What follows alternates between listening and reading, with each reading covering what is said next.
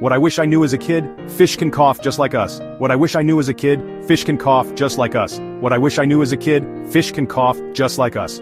Forget blowing bubbles, these fish are clearing their throats underwater. Wild, right? So here's the deal. When fish get stuff stuck in their gills, like sand or tiny bits of food, they need to get rid of it. How do they do that? They cough.